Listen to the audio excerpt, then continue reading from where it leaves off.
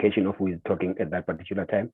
So please, it is very important. The names are usually put on this platform. So if you're going to have your face closer to this level of the screen, it means that your name is going to be where your face is. So we request that you include your shoulder when you do your picture, and include some kind of a space around you so that we can be able to broadcast the session properly.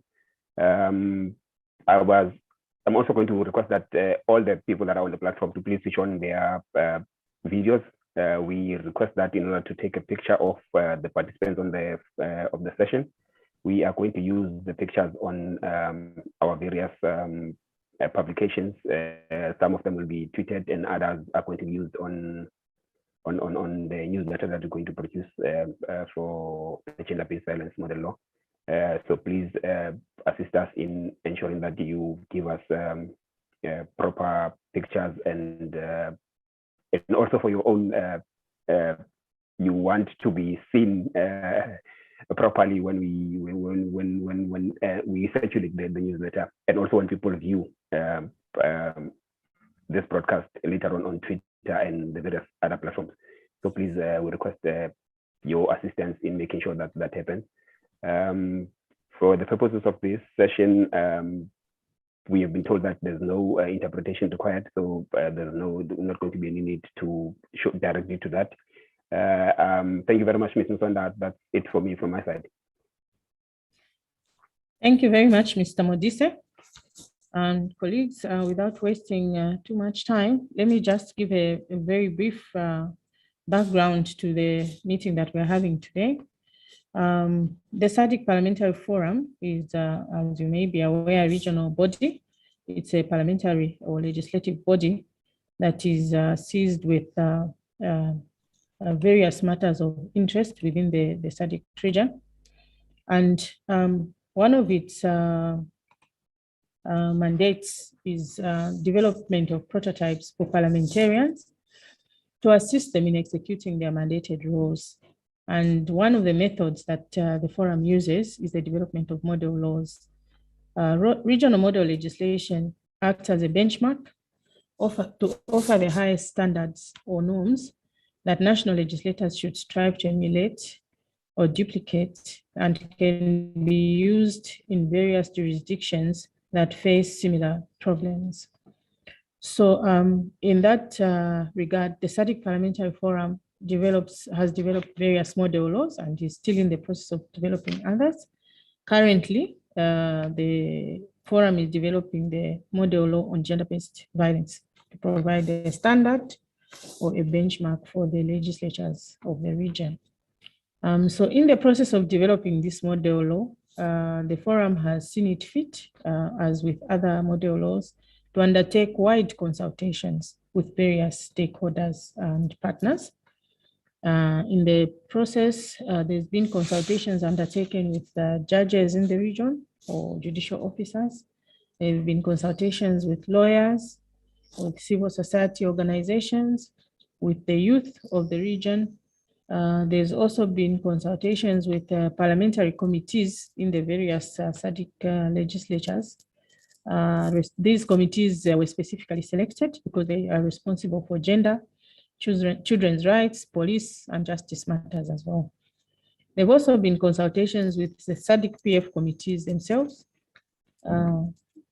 And also there's been consultations with the regional police body, SAPCO, as well as the legal drafters in the region.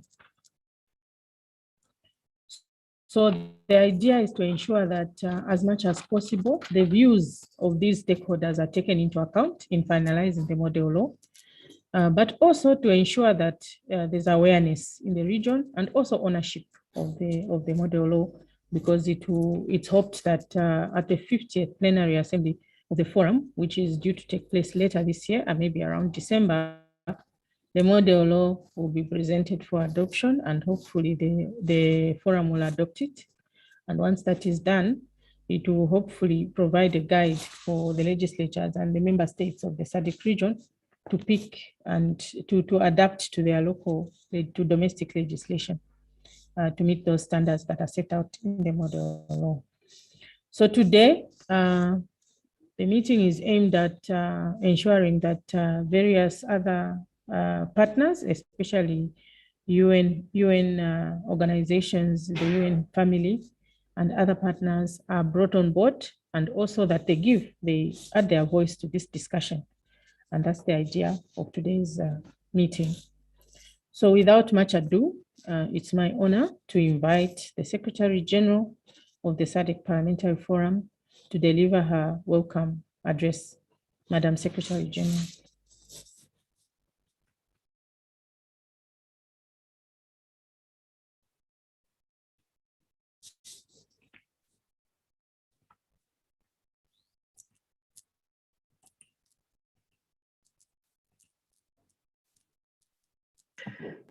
I'm sorry, I was muted all along and I was going on.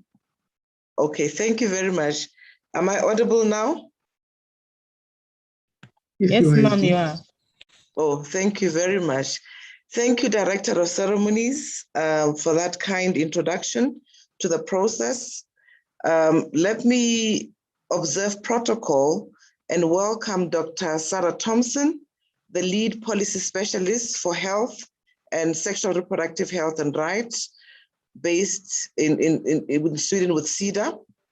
Let me also recognize Dr. Bennett Nyanabangi, the Regional Director, UNFPA, East and Southern Africa region. Welcome, sir, to the region and congratulations for your recent appointment.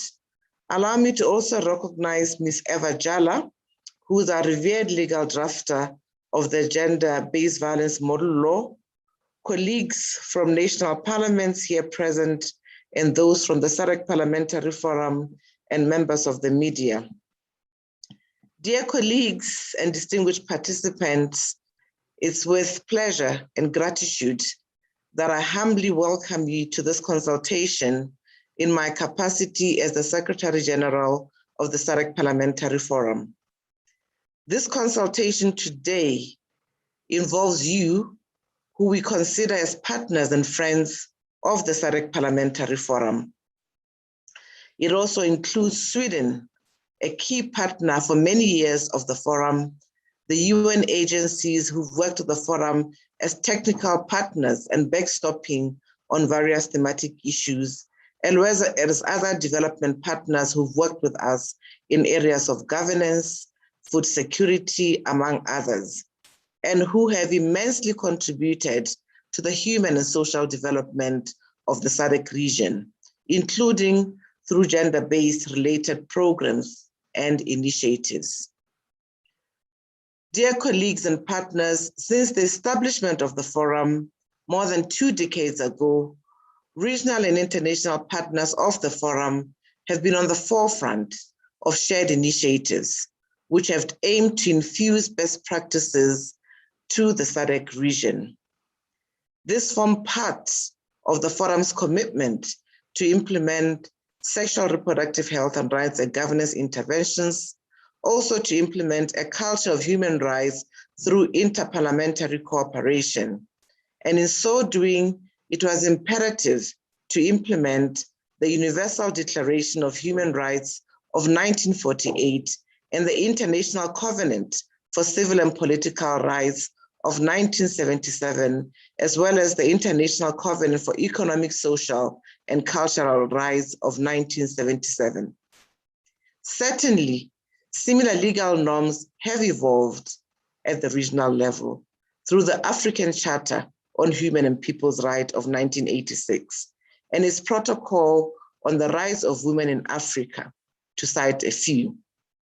Indeed, through the diverse initiatives of the forum and its partners, the SADC Parliamentary Forum, together with its member parliaments, have over the years succeeded to progressively incorporate international norms and best practices found in instruments that I've just mentioned into domestic law. And this with close collaboration of its development partners represented here and those who have not been able to make it. Dear colleagues, friends, and partners, in this respect, model laws have always constituted an avenue to propel international and regional norms into the legislative calendar of member states. SADC model laws, as we know them, have found their way into domestic legal systems within SADC, as well as acted as useful benchmarks and guiding references for legal systems outside of SADC and across Africa. In addition, SADC model laws have influenced domestic laws and regional frameworks across the continent. In this respect, the visibility of the model laws, as well as the impetus for advocacy of same, have been largely heightened by development partners of the forum, including through programs that have been funded by Sweden. We also have benefited from the UN agencies and other donors. Through such partners, the model laws have known a ripple effect across the SADC region and outside our borders in the SADC region. Colleagues, I seize this opportunity to express gratitude to all partners who have left no stone unturned to contribute to develop model laws, who have contributed to producing advocacy content for the engagement of members of parliament, or go further by inviting the forum to disseminate the model laws during thematic international meetings. Colleagues, now turning to the topic we are here for today, we are yet again developing a SADC model law today. The SADC model law on gender-based violence and this consultative process would not have been complete without your input and engagement. As you may be aware, this consultation formed part of a series of consultations, as the Director of Ceremonies has already indicated, and it will go further to contribute to the alignment of laws at country level, with international best practice at the heart of this process, as witnessed in our previous model laws that we have developed on eradicating child marriages, on elections, on HIV and AIDS, among others. It will be a benchmark. It will be a gold standard. And today we meet with you as partners of the forum who are technical in some of these areas to mainly seek to reflect and brainstorm on how to carry the model law forward. In other words, as we finalize this model law as a bespoke legal instrument that neutralizes gender-based violence in the region, there's a need to consider how partners, friends, the UN agencies and Sweden can assist the forum to make early gains on the model law once it's adopted this year in December. Dear friends and colleagues, before I proceed to the post-model law agenda, I wish to give further context to partners about how the SADC model law intertwines with other regional policies. And this is in order to demonstrate that investing into a post-model law initiative will also help fructify other initiatives that aim to promote sexual reproductive health and rights and gender equality. The SADC model law on gender-based violence is an initiative that sprang from the stem of the Forum's strategic plan of 2019 to 2023.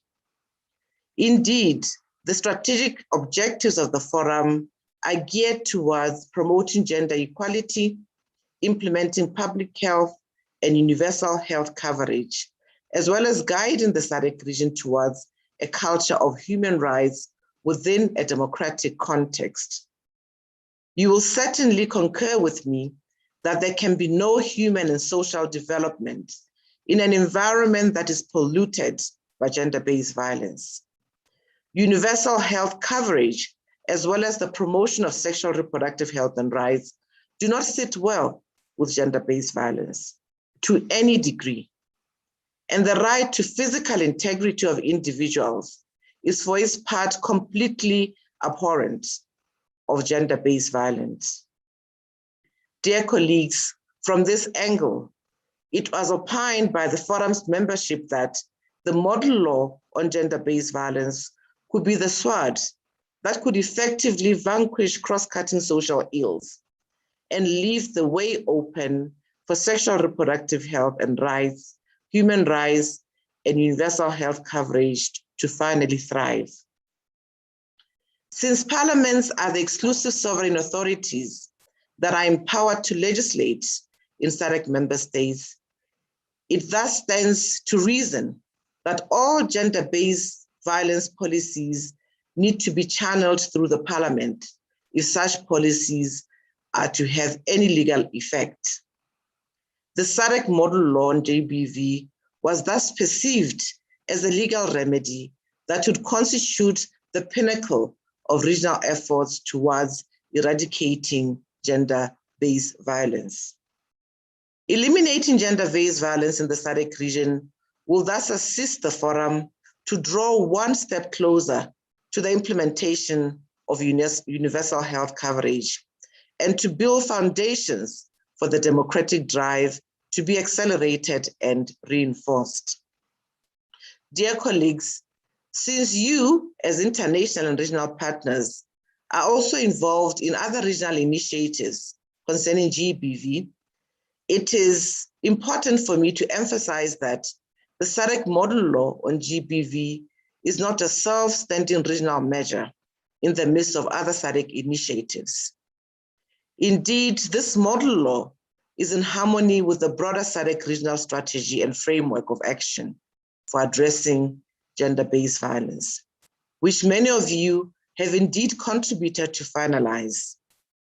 Whereas the SADC regional strategy for GBV calls for human rights compliant legislative provisions which outlaw all forms of GBV, the SADC model law on GBV can and is an extrapolation of the regional strategy which aims to facilitate the establishment of enabling GBV legislative frameworks in member states. The model law, colleagues, reiterates the gender-related objectives under the SADC Protocol on Gender and Development and its addendum, the Sustainable Development Goal number 5 on gender equality, the Beijing Declaration, as well as Aspiration 6 of Africa Agenda 2063 on women and youth empowerment. The model law on GBV is thus poised to act as a catalytic accelerator for the GBV commitments taken by member states under the various international covenants I mentioned earlier. Dear colleagues, on this note, I wish to add that the efficacy of SADC model laws to facilitate domestication is undisputed. As partners operating at the regional level, it is no secret that we are all struggling with on the issue of domestication is real. The domestication of treaties and norms has always been a struggle in most of our countries, since most member states are dualist in nature. International law has to be domesticated by an act of parliament for it to have any binding effect at the national level. In this respect, the SADC model law on GBV too will need to be domesticated. However, the forum has already planned ahead for the domestication process in tandem with this oversight organ, the Regional Parliamentary Model Laws Oversight Committee, which is mandated to monitor the domestication of model laws developed by the forum. Therefore, the adoption of the model law by the plenary assembly, the 50th plenary assembly of the forum, will augur a new dawn for domestication of gender-based violence norms. We invite you to take interest and work with us in this path. Dear colleagues and distinguished participants, having spoken on the germane importance of the model law, and I wish to say a few words on the post-model law agenda, in which the forum will require your input and reflections. As you are all aware, the model law is not an end in itself, but the beginning of a promising journey. If we want progress to be made, we must invest now for gains to be made later. We therefore require your input on how best the forum can enhance this partnership framework and benefit from the partners' resources to advance the model law further through programs and initiatives that ensure domestication and enforcement. Whether it is by the development of advocacy material, media articles, sensitization campaigns, the model law on GBV needs to be vulgarized within the SADC region. The forum is in favor of innovation and is currently considering all forms of advocacy materials with civil society organizations, with partners like yourself, including looking into animated videos in all the multiple languages in the SADC regions, or looking at comics to fulfill the post-model law agenda and ensure that GBV best practices infiltrates into our domestic law systems. At the same time, colleagues, I'm pleased to inform you that today the forum's transformation into a SADC parliament has been approved in principle by the 41st SADC Summit of Heads of States and Government on the 18th of August, 2021. Colleagues, this means basically that the forum will ascend to a parliament within an estimated period of 2 years, according to the roadmap, when the SADC protocol establishing the SADC parliament has been ratified and adopted by member states. The SADC parliament will then become an institutional organ of SADC under Article 9.1 of the SADC Treaty. This welcome development augurs well for the model laws of the forum, as the SADC parliament will have further thrust to push for domestication in collaboration with its member parliaments. Partners like yourself present here today are thus invited to reflect on how best they can contribute and participate in the post-model law development agenda, such that the momentum of the model law is not lost and culminates into tangible results against the backdrop of the transformation of the forum. Dear colleagues, I wish to end by saying that the forum has always been a fervent enabler of participatory democracy. And today, your contributions as participants is also a means for the forum to promote participatory democracy at the regional and international level. Today, the world is a global village with technology binding us together.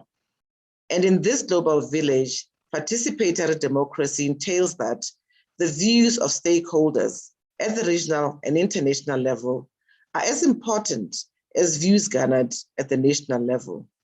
This meeting is thus important because you are important to us as well as well-wishers of the forum and the safe custodians of democracy at the regional level and international level. On this note, I humbly wish to thank you again for your attendance and wish you all a pleasant session. Thank you, Director of Ceremonies. Thank you, Madam SG. And thank you for that very enlightening address, which reminded us that model laws actually can have a ripple effect in improving matters, particularly matters of gender equality in our region, and could also help vanquish various social ills and help the region or spur the region towards achievement of its development goals. I think also SG has reminded us that our partners, who are most of them or many of them are here today, have contributed to the development of model laws by the forum and dissemination of the contents of such model laws at various fora. She also called on all our partners to continue to work with us on the journey of overseeing or oversight of the process of domestication through various programs and activities of the forum. Thank you again, SG, for that speech, that address. And at this juncture, I would like to call upon the legal drafter, Mrs. Eva Jala, our esteemed legal drafter, to actually make a presentation of the model law to the participants. Mrs. Jala. Apologies, Madam Claire. Yes, ma'am. I think you're looking at the wrong program. We are supposed to be now inviting our keynote address. Oh, yes, Sarah. Mrs. Sarah. Yes. Sorry, I think I missed it. Mrs. Sarah Thompson, the lead policy specialist for health and SRHR SIDA, to deliver a keynote address. Thank you. Dr. Thompson. Thank you. Madam Secretary General of SADC Parliamentarian Forum, Development Cooperation Partners, United Nations colleagues, and staff of Parliament. Thank you for the opportunity to attend and participate in this regional consultative process to provide input into the drafted SADC model law on gender-based violence. Gender-based violence, or GBV, remains an important issue globally.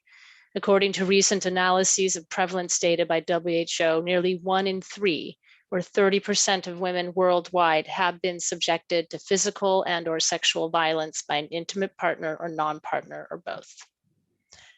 GBV is explicitly incorporated in Sustainable Development Goal 5 to achieve gender equality and empower all women and girls.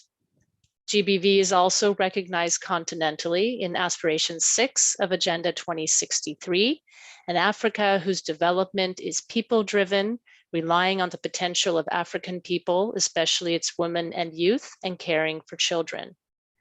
And not least regionally, via SADC Protocol on Gender Development, through which the protocol aims to provide for the empowerment of women, to eliminate discrimination, and achieve gender equality by encouraging and harmonizing the development and implementation of gender-responsive legislation, policies, programs, and projects.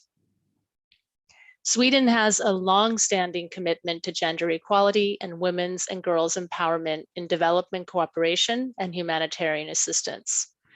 Through Sweden's feminist foreign policy established in 2014, Sweden promotes an agenda for change to strengthen the rights, representation, and resources of all women and girls. Gender equality is a fundamental aim of Swedish foreign policy. Ensuring that women and girls enjoy fundamental human rights is an obligation within our international commitments and prerequisite to achieving Sweden's broader foreign policy goals, which are peace, security, and sustainable development. Sweden applauds SADC Parliamentarian Forum's current efforts towards the development of a model law on gender-based violence. We note that the current model law on eradicating child marriage and protecting children already in marriage has enabled legal reforms with regard to the age of consent to marriage, which has been changed in Malawi and Mozambique, and soon in Zimbabwe. Sweden sees the institution of parliament and parliamentarians as critical to advance the sexual and reproductive health and rights of women and girls in the region, not least as agents of change, and for holding the executive accountable for the multiple regional and global commitments, which are still far too seldom fully domesticated and implemented. Most importantly, national laws, policies, and strategies that are not fully recognized or implemented by duty bearers. Through our partnership with SADC-PF and other partners in sub-Saharan Africa, Sweden is proud to be supporting efforts in the region that aim to address GBV through advocacy work to enforce existing laws and policies, through tackling social and gender norms that hinder progress on the elimination of GBV, and data collection to raise awareness and to inform duty bearers and policymakers. Sweden recognizes the extensive consultative process with all key stakeholders to ensure the GBV model is all-inclusive. We would like to particularly underline the need for domestication of the GBV model law once adopted, and stronger mechanisms to hold member states to account in order for enforcement and enactment to take place at national level. The legislative function of national parliaments would therefore need to be impelled to ensure that domestication of the GBV model law is done as a matter of priority. 2020 was meant to be a milestone year for gender equality. However, progress has reversed. COVID-19 has affected everyone, but particularly women and girls. Lockdowns during the COVID-19 pandemic and its social and economic impacts have increased the exposure of women to abusive partners and known risk factors, while limiting their access to services. Current reports indicate that GBV, particularly domestic violence, has indeed increased during the pandemic. Therefore, there couldn't be a better time for the development and finalization of the GBV model. I wish you a fruitful deliberation. Thank you, Dr. Thompson, for that illuminating keynote address. And I think Dr. Thompson has once again brought to the fore the need for domestication. Just like Secretary General had indicated, the model law is not an end in itself. There is need to go further, and the forum is well placed to continue to push for the domestication of the benchmarks or the standards that are set in the model law. And once again, I apologize for the oversight earlier. And now it's my honor once again to call upon Mrs. Eva Jala, the legal drafter, to present the model law on gender-based violence. Mrs. Jala.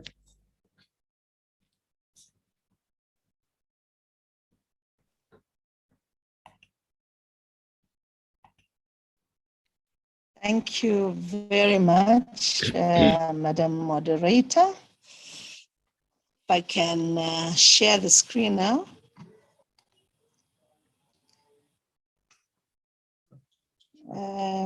Please, can the technicians allow me to share my screen? You can share the screen. Yeah.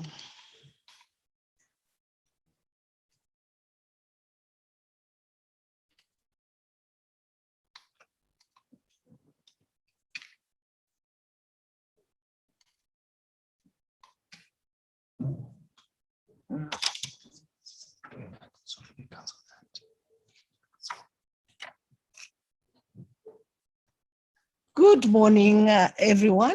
I hope you can now see my screen. May I begin by observing the protocols? SG, distinguished participants, donors, ladies and gentlemen, may I simply say all protocols observed as pronounced by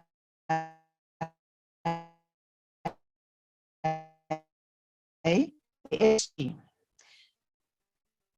Before I start my presentation, I would wish on how I developed the SADC GBV model in line with the terms of reference that I was given, taking into account certain researched factors, legal concepts, and principles, mainly from the common law and the constitutions of member states, the UN and SADC tools, and international instruments, which contain the obligations of states on GBV.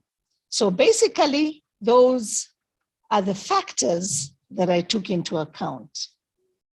The model law is very comprehensive, as you can all observe, not only in terms of size, but also in the depth of its propositions. In developing the model law, I worked very closely with the SADC PF Secretariat and the technical working group that was set up to give direction and purpose to the assignment, and also provide expert input into the propositions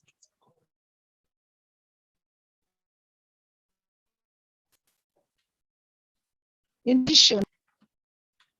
I'm sorry, is it, am I still being heard? Hello? You Good are. morning. Yes, ma'am. We can hear you, Mrs. Jala. Oh, okay. I thought I had gone off at one point. And also give input into the propositions being developed. The GBV model law is soft law, as the SG has already pronounced on. It sets a gold standard to be achieved by member states, as it embraces best international and regional practices on how to deal with GBV as part of the criminal and administrative justice systems, with an aim of ensuring access to justice for all victims of GBV. The model law has been developed in such a manner as to be persuasive to SADC member states, as it points out a number of lacuna and fragmentation based on in-depth research in their national laws dealing with GBV, and provides for efficacious or adopted in member states' national laws. I basically took a law. The first was a gender-sensitive approach, and secondly, a human rights-based approach. And this you can see reflected in the entire breadth of the model law. The member states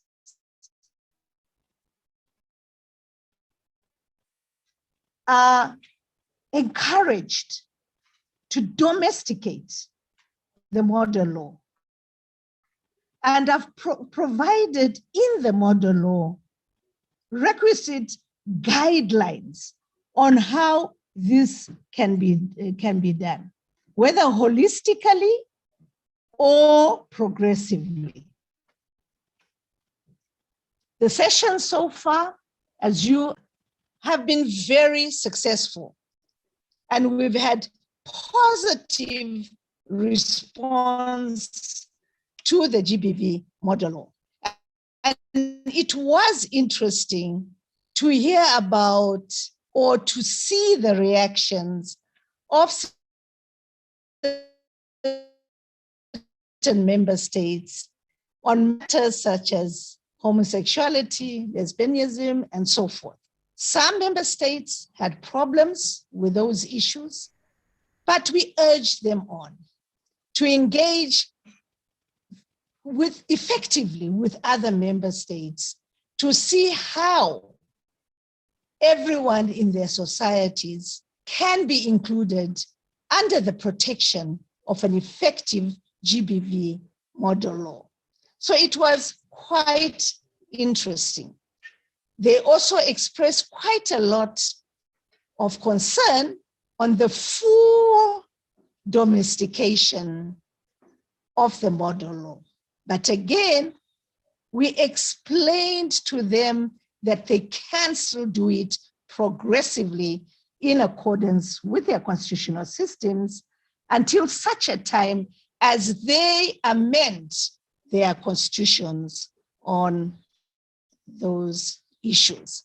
So there were quite a number of enlightening expositions by member states, which you shall all see when we finally do the report on the consultative process and some of the issues that may have to change in the model law, but not to defeat the spirit of the model law, which will remain intact.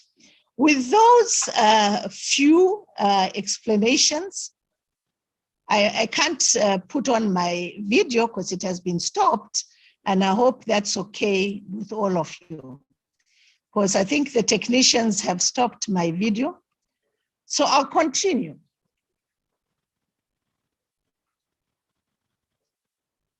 I noticed they've started the video again.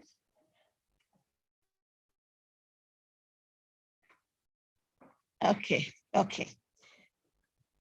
So what is the GBV model law in relation to the systems of those pertaining in member states currently? The model law seeks to guide SADC member states in developing effective policies and efficacious laws on gender-based violence. It's a tool, it's a guiding tool in the form of soft law. It's persuasive to changing GBV laws as they exist in member states. The GBV model law is not designed in the exact style and form of legislation in member states. It is designed in such a manner as to communicate clearly the policy content and recommendations on best practice legislative provisions for inclusion in an efficacious national law on GBV. So that's the intent of the model law. We are not usurping the powers of national legislatures, but we are enhancing the content of possible laws. Therefore, the GBV model law will be a useful tool to member states as it will provide some of the following. Obviously, we can't exhaust all the advantages of the model law, of using the model law, but we can point out essential issues that must be taken into account. Guidance on the scope and content of GBV provisions to be provided in the national laws. We understand, Madam SG, Madam Moderator, that most member states have problems in coming up with efficacious content. And that's the reason why most of their laws are very framework in nature, which don't help the victim, the service provider, and all other users of the model law in applying or implementing its provisions efficaciously. The model law is also a useful tool in encouraging national legislatures to enact GBV laws where these do not exist at all, or where they do exist but do not conform with this model law, to revise such laws and enact relevant GBV laws that conform with the basic tenets of the GBV model law. It will support national laws during implementation stage, especially where gaps exist in national laws. Sometimes due to lack of a proper regulatory regime, you find that implementation becomes a problem. And the impact that the legislature intended to have when it enacted the GBV model law is lost during implementation. So this model law, due to the nature of its content may help to actually implement or operationalize the general framework for dealing with GBV. The model law is a yardstick to national policy analysts, legislators, and implementers as to best practices in enacting and dealing with GBV. It's put forward to assist them develop policy provisions to support an efficacious, well-grounded legislative framework on GBV. It will also reinforce a commonality of a regional approach in dealing with GBV laws, measures and strategies to help eliminate GBV. And when we come to the provisions later, key provisions, you'll see how we've dealt with this commonality approach. We've put in effective application provisions. We've put in effective extraterritorial provisions in order to ensure that GBV is tackled across borders, leaving no one behind. The GBV model law will also stimulate debate, awareness, and advocacy, which is fundamental in promoting its tenets. Let us look at the rationale and objectives of the law. So, as a governance tool, as I said earlier, it will help member states to meet their international, continental, and regional commitments relating to human rights, and more specifically, against gender-based violence. As we know, human rights, the rule of law, and its observance is one of the most important instrumentalities of the state. There are 5 instrumentalities, and the first one is observance of the rule of law, which includes constitutionalism and the human rights and freedoms of the peoples living in their jurisdictions.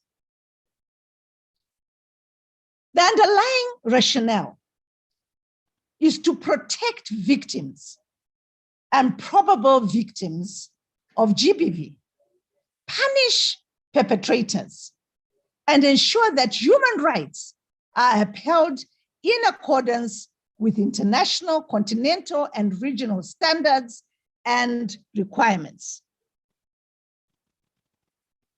As you are aware, and I did not overemphasize this, is that GBV covers domestic violence, sexual harassment in the workplace, human trafficking, and sexual and emotional abuse, economic violence, only to name a few. And we shall see these reflected in the definitions of the UN, of SADC, that we used for purposes of developing this model law. So, when referring to GBV, the discussion should not only be of the act of violence, but also about education and prevention, as well as victim assistance. As GBV not only has terrible effects on the victim, but impacts negatively on society at large, with serious social and economic consequences. So we need to deal with it on a large scale, on a large base, a wider perspective. If not, the fight against GBV will be futile, because it is a national issue which requires drastic national interventions through the highest tool of governance, the law. The law. There's no other tool of governance that can be more effective than the law. To mobilize people into actions, to ensure that the state provides sanction for non-observance, and to ensure compliance. Without the nexus of the law, then the effort is futile. Let us turn now to your own definitions of what GBV is, and that of SADC, which is very similar in nature. The UN defines GBV as any act of gender-based violence that results in or is likely to result in physical, sexual, or psychological harm or suffering to women, including threats of such acts, coercion, or arbitrary deprivation of liberty, whether occurring in public or in private life. Turning to the SADC definition, which is all acts perpetrated against women, men, boys, and girls on the basis of their sex, which causes or could cause them physical, sexual, psychological, emotional, or economic harm, including the threat to take such acts or to undertake the imposition of arbitrary restrictions on or deprivation of fundamental freedoms in private or public life in peacetime and during situations of armed or other forms of conflict. You shall observe, or you have already observed from reading the model law, that we make a combination of the two. And we amplify the provisions in our definition section, our interpretation section. May I, distinguished participants, take you through the research that we did on national laws on GBV, very briefly. We found that the majority of SADC member states have laws in one form or the other dealing with some forms and components of GBV. These do not seem to be stemming or eradicating GBV, maybe because of their selective nature. They don't deal comprehensively with issues of GBV or the various stages in the administrative or criminal justice system or process, as you would rather, or you know it better, being called. We found a lot of inadequacies in such legislation. For example, their legislation have certain loopholes, what we would call lacuna in the legislation. The provisions lack scope or content, and that's the major concern. That's why the GBV model law concentrates on building a lot of content that can be used by member states. The laws are at most fragmented, inconsistent, conflict in allocation of mandates, bringing in paralysis. Who is supposed to do what at any one time? Some of them are ambiguous or generally vague as to meaning, making implementation very difficult,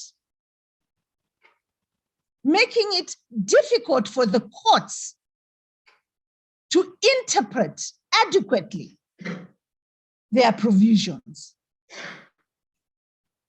They do not clearly bring out the privilege, the entitlement, or the rights of victims.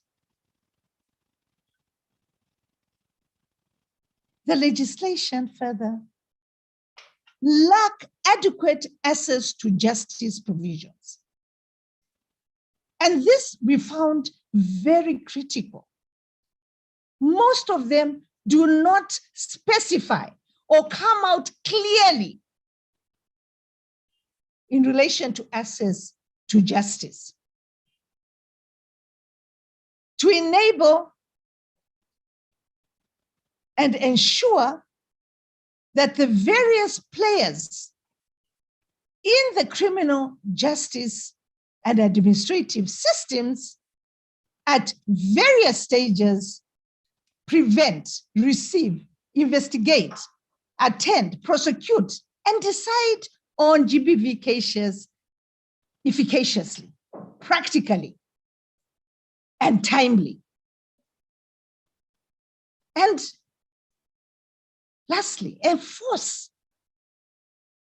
decisions made on GBV cases and ensure protection of victims of GBV. Legislation in member states lack adequate compliance and enforcement measures. This, as you know, renders the law inefficacious and not having the impact it was intended to have.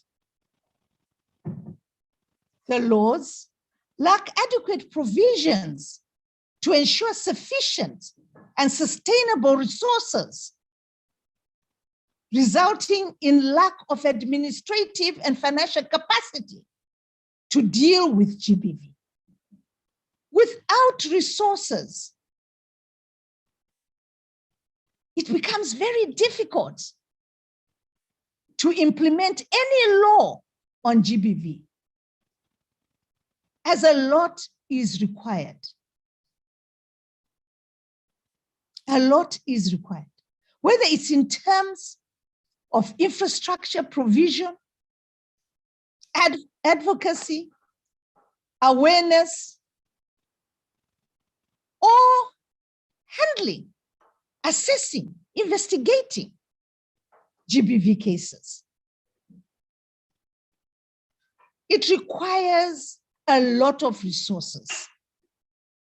We do understand that some governments don't have such resources, but if the law compels the allocations in budgetary allocations, some form of resources, it goes a long way in fighting GBV.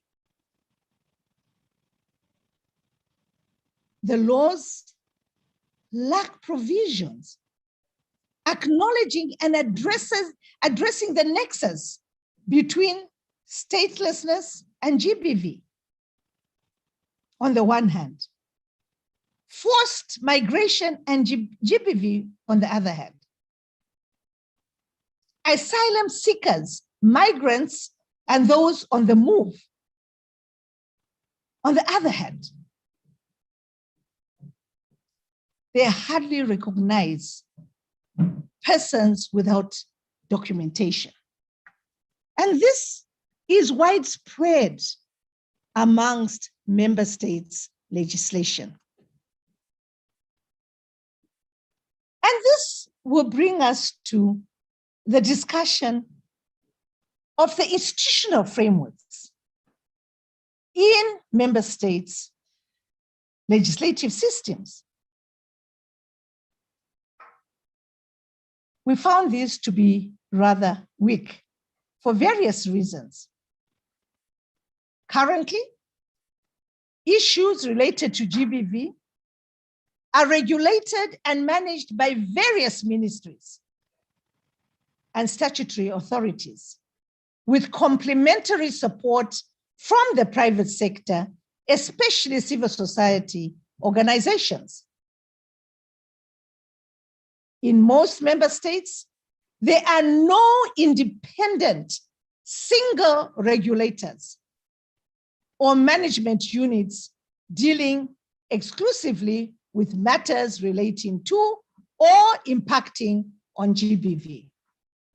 The institutional frameworks in most member states include gender commissions, prosecution authorities, legal aid services, women's clinics, the police service, victim support units, the judiciary, civil society organization, and workforce and institutional-based units.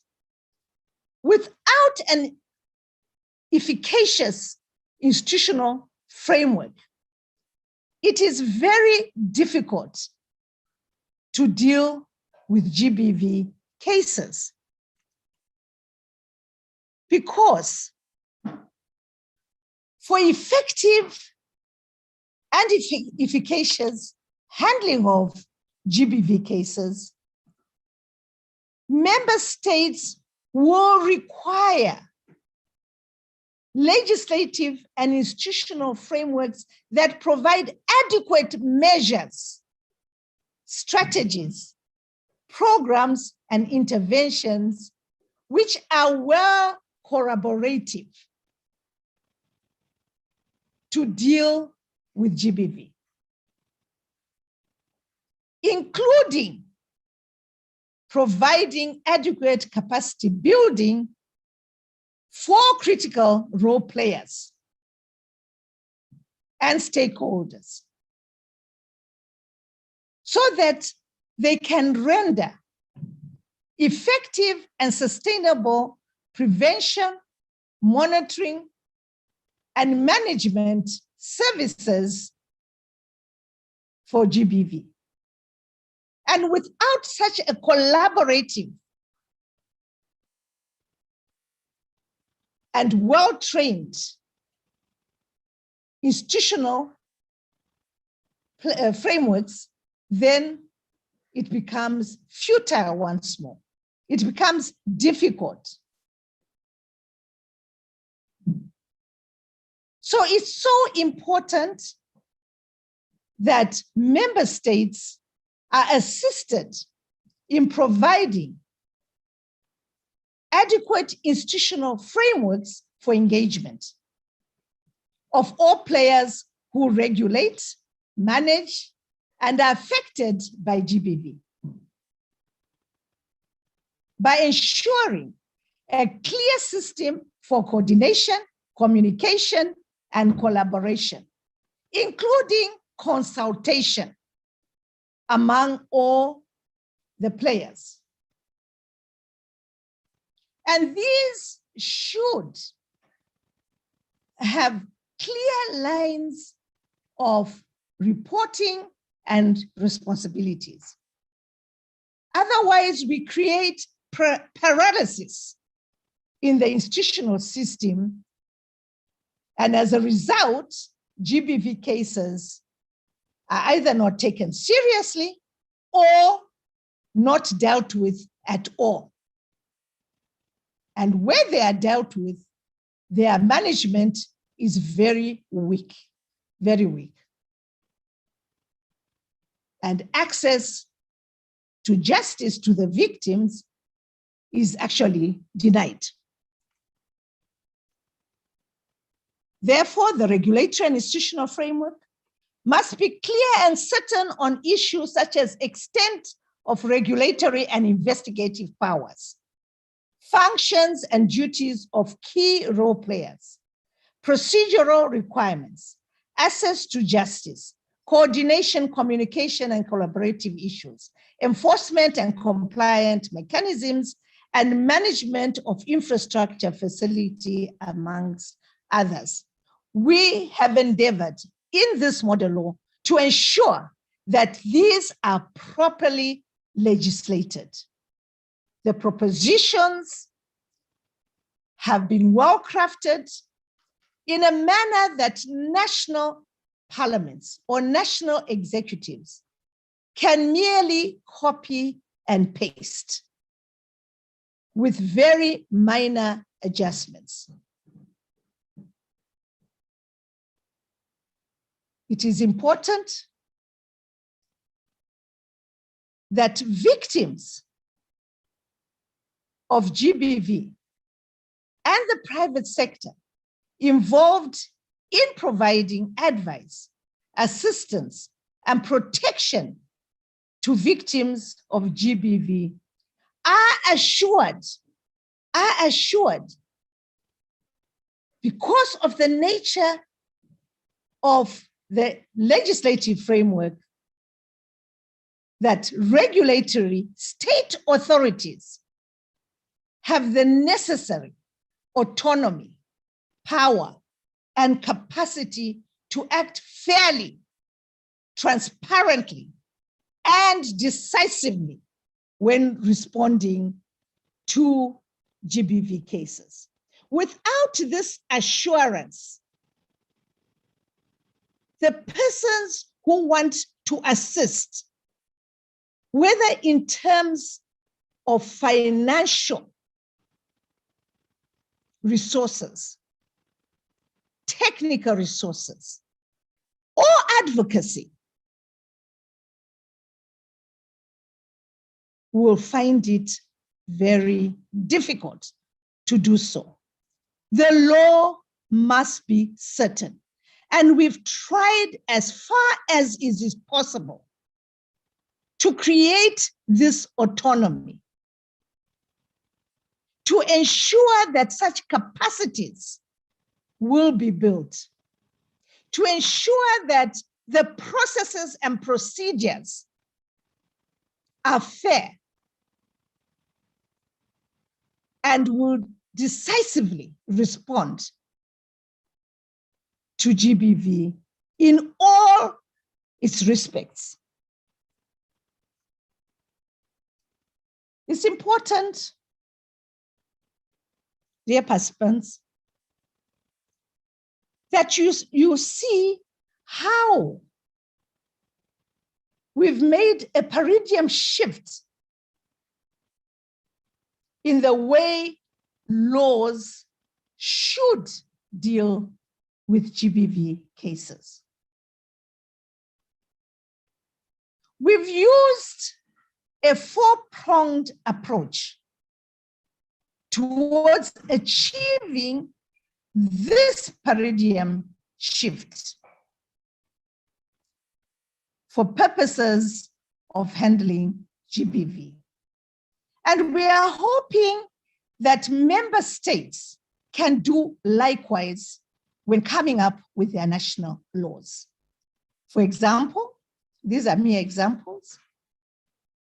We have provided a human rights-based approach to GBV laws that address the root causes of GBV and allows for inclusion of all marginalized groups, including refugees, asylum seekers, stateless persons, and persons without documentation, and migrants,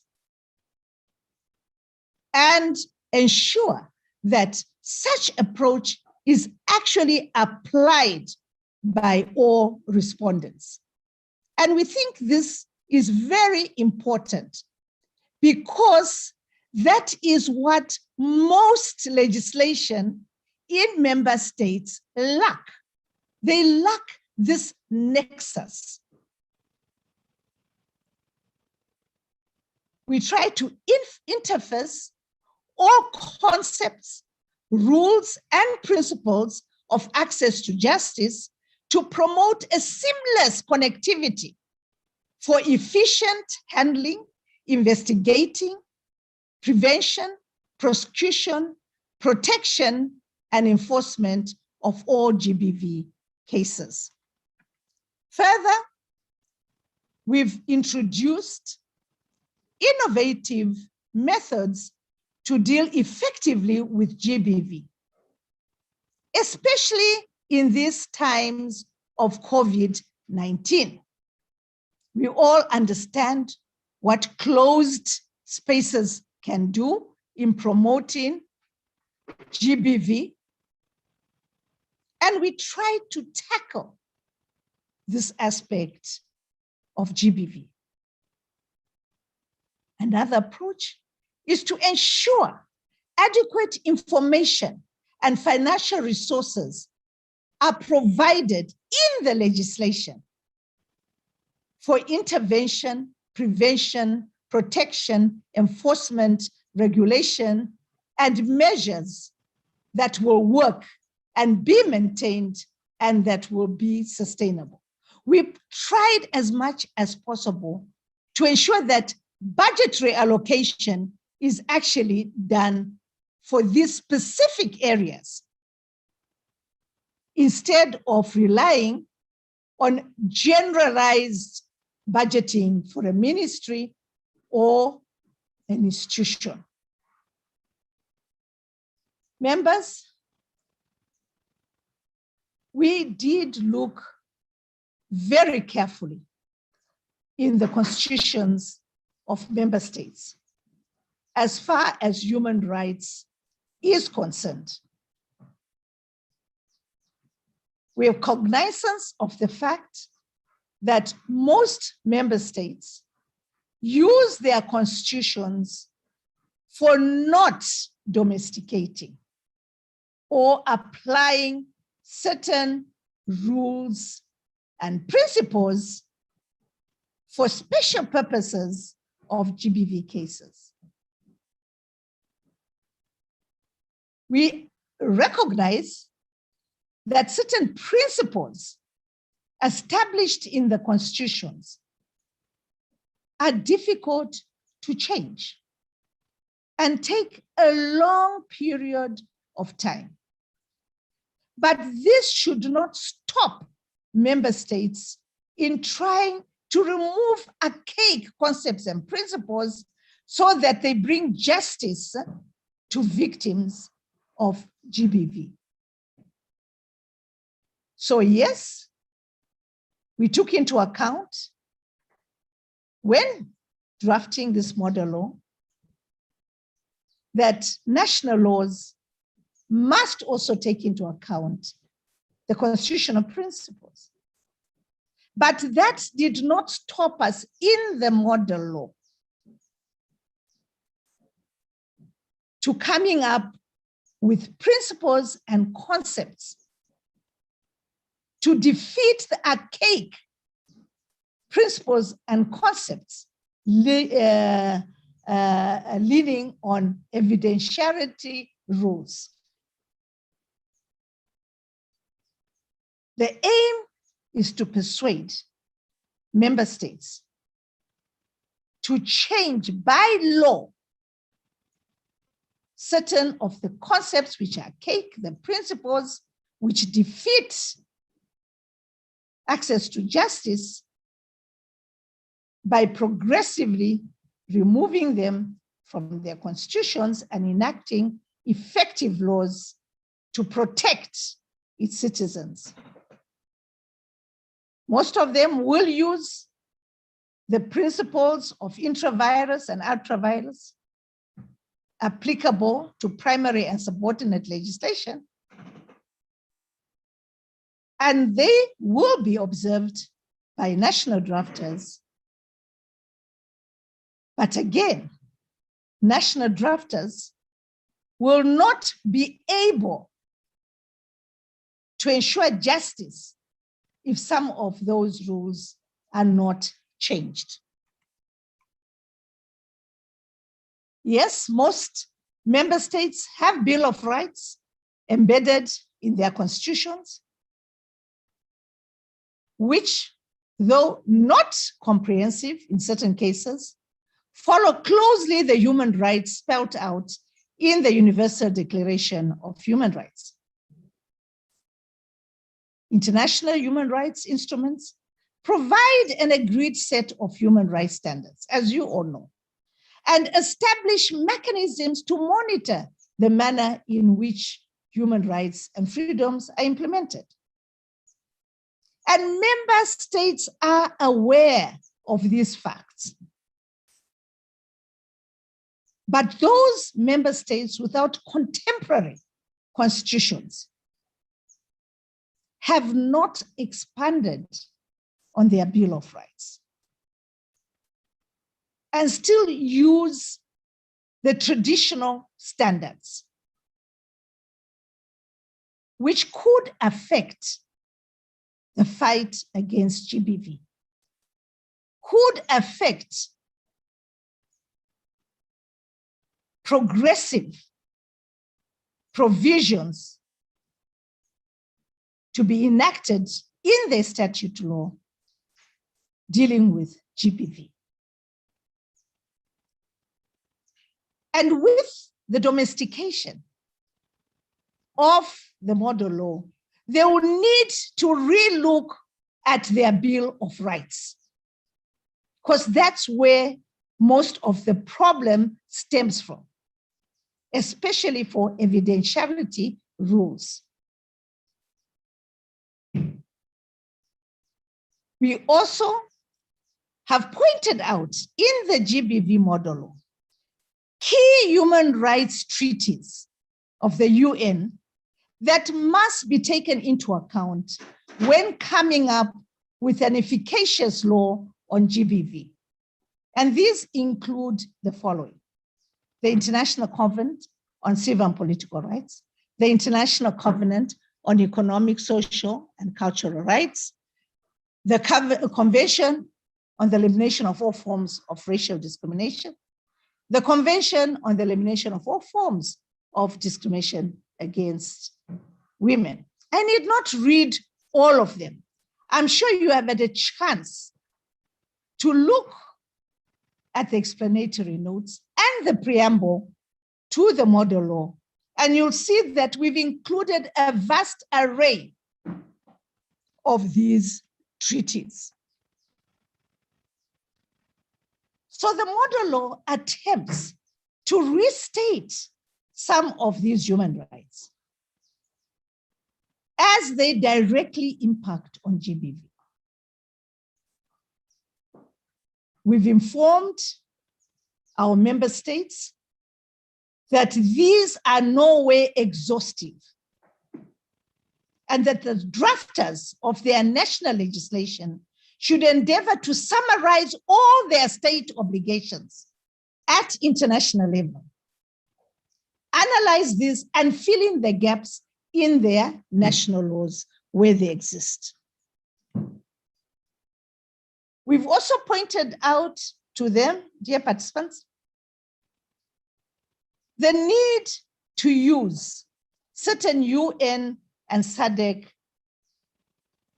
tools.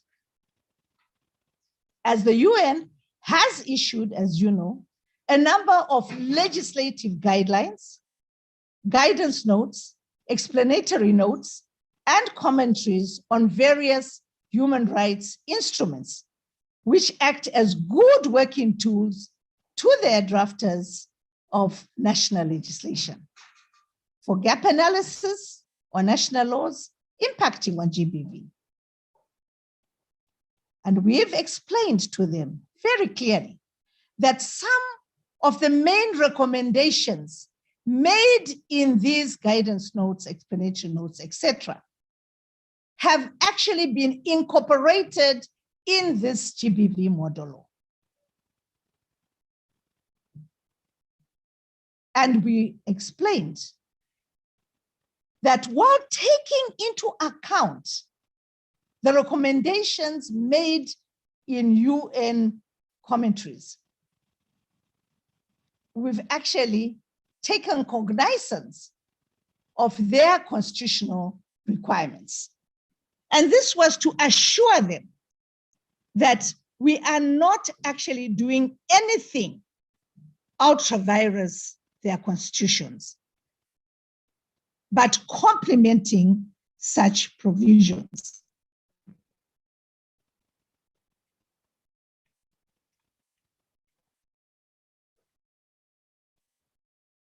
We also pointed out to them, especially the drafters of national legislation, that they may wish to refer to regional and international guidelines and recommended practices that provide for police and law enforcement duties and responsibilities. For example, the Essential Services Package, ESP, which is a guiding tool that identifies the essential services to be provided to all women and girls who have experienced gender-based violence, including services that should be provided by the health, social services, police, and justice sectors. We've pointed out to them that we have tried as far as is possible to include some of these provisions in their model law for ease of drafting by themselves. Because we understand that they may not have a lot of time to do in-depth research. So we have done the research for them, and we have come up with a holistic model law on GBV. We've explained to them that the package, the ESP package, also provides guidelines for the coordination of these services. It provides standards and guidelines for health personnel, police and justice players, social and health services, and for coordination and governance of these. And that SADC has similar guidelines for the region.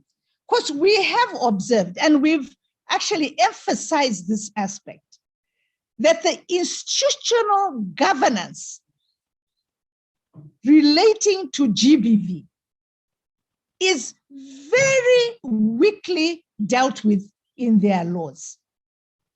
It is like it's a passover. They just quickly pass over it and go to the criminal aspects of GBV, which is not very helpful in managing GBV. We've also urged them to consider a range of enforcement and compliance provisions to give effect to the GBV model law and effectively prevent or deter GBV happening. The following key factors were to be considered and reviewed when crafting their GBV provisions.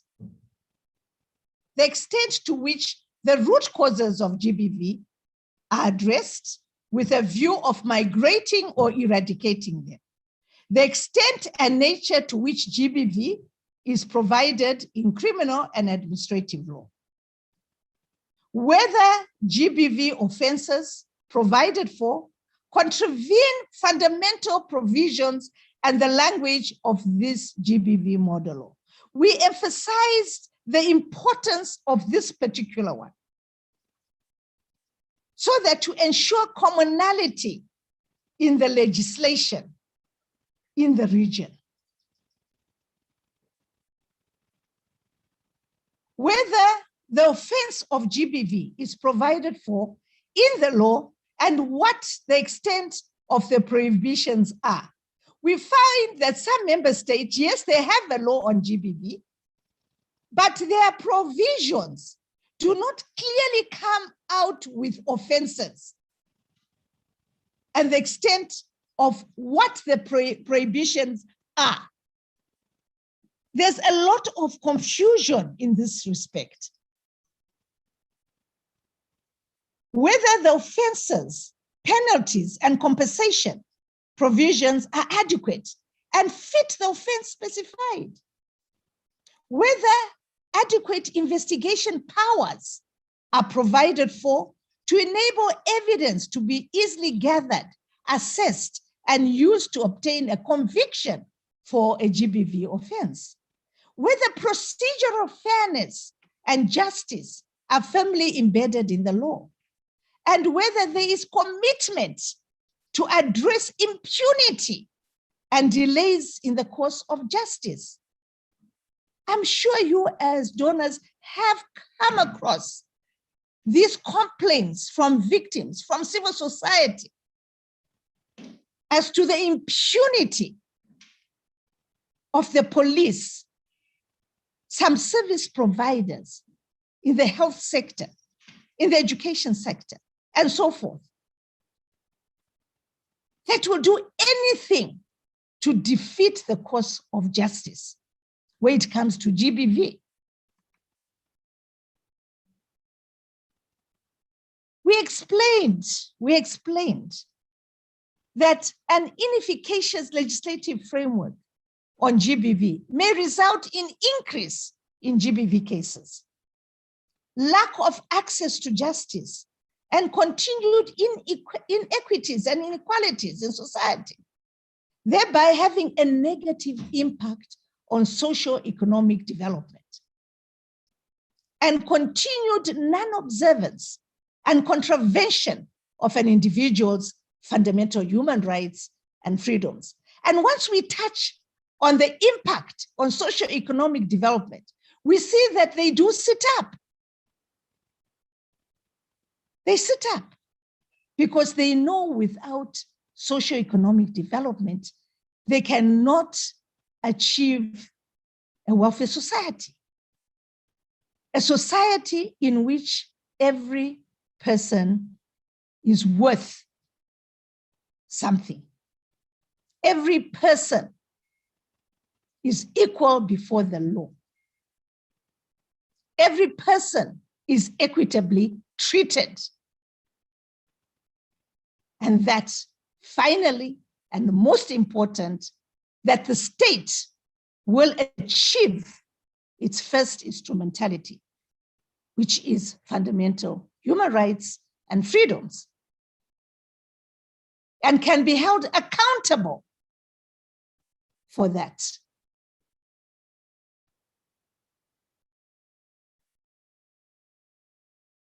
The model law is a special type of law. If you look closely at its content, it is well crafted to include all substantive provisions as well as regulatory provisions, as well as operational administrative provisions. And we've done it in a manner in which will take into account regional specificities, certain issues that will apply to certain states. We've ensured that the manner it was crafted is based on solid policy and includes comprehensive measures, interventions, and administrative support systems, procedures, and processes to be exercised either in the substantive act or under subsidiary legislation, so that it is an effective implementation tool. We didn't want to leave gaps for member states to say that, no, this is, we can, okay, operationalize, the model law, but we don't have technical content to operationalize the act into regulations for better implementation. So we included both substantive issues and subsidiary matters to guide member states on the entire extent of the law to be enacted by national legislators and to issue executive regulations or orders for its full implementation. We've also looked closely at customary laws and religious norms, because we are cognizant of the fact that these may impact greatly on women's and children's human rights, offend international commitments on GBV, good governance, and some may be repugnant to natural justice and legal justice. We found from our research that customary laws are recognized as a source of law in most member states, where they are not inconsistent with a constitution or an act of parliament, or are not repugnant to natural justice. We also found that most constitutions of member states recognize the freedom of religion. And we have urged all the participants that attended our workshops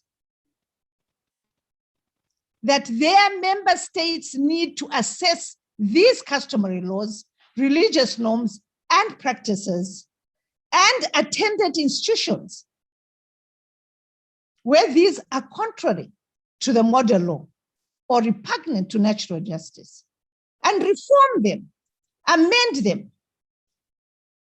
so that they comply with the model law, without fighting customary laws and religious laws and dealing with them objectively, and expunge the offending ones from our legal systems, we may not succeed in the fight against GBV. And one of the participants, I think it was someone, a lady from Tanzania, brought out this fact that, why did you put such a thing? Because we've got our own values, our own customs. How can we go against these? And that has to be explained to her by the SG, who did it very effectively.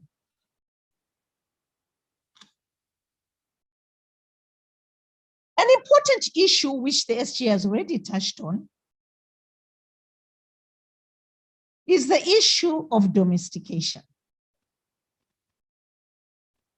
and internationally used terms.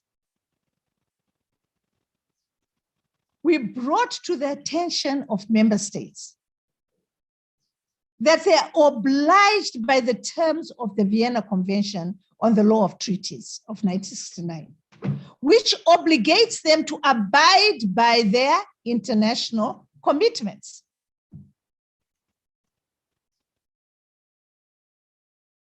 Their municipal laws are not excuses, cannot be given as an excuse for them not to implement their international obligations. So we've provided in the GBV model law guidance for the domestication of the various regional and international instruments on GBV in accordance with their commitments under regional and international instruments on GBV. The GBV model law urges them to embark on legislative reforms for purposes of giving effect to their international and regional obligations and commitments, which are generally incorporated as requirements, principles, concepts, standards, measures, interventions, and programs. And that should the GBV model law be adopted by SADC PF, which it will be, as we've been informed, in December, they need to domesticate it, even though the domestication processes will depend on national legislative or executive action, which will take time using the authorized processes and procedures. But this should be done. We understood and we acknowledge this to them, that we understand that domestication will depend on and evolve according to the requirements and complexities of their national constitutional requirements and processes, which may vary among member states, as some use the dualist concept, while others have a self-executing system, a monist, for the domestication of international obligations. But we guided them as to the easiest and most effective methods for incorporating international law, such as reflecting the principles of their content or text in their national laws, either directly or in a contextualized manner, setting out the text in the national law itself, either in full or in part, giving full effect to regional or international instruments by reference and annexing the instrument as a schedule to the national law or a combination of both. We pointed out to our stakeholders that the GBV model law uses a number of words and terms defined in regional and international instruments on GBV. And where this is used, these are defined as provided in those regional or international instruments, with only some modification to achieve simplicity and ease of understanding. And urge them that when adapting these into national legislation, they should reflect the most up-to-date terminology in the field used in the protocols to these conventions. Participants, we have provided, or we've attempted to provide in the GBV model law, areas of competence. And we've allocated the competence to the most appropriate authority, competent authority, judicial institution, or quasi-judicial body, and have defined these terms for effective and efficient decision making. And where discretion is given, we've tried to ensure that this discretion is exercised proportionately or comparably in relation to the nature of the decision being made. We've urged that these authorities must act in a manner which affords procedural fairness to victims of GBV and must be and appear to be free from bias. Our countries are still suffering from gender bias, which has a knock-on effects on socioeconomic development. Survivors and victims of GBV must be given a fair opportunity to provide any relevant information before a decision is arrived at. And that decision must be explained in a way the victim of GBV can easily understand, regardless of their background, nationality, or lack thereof. This area, participants, was a very difficult area for most of our participants.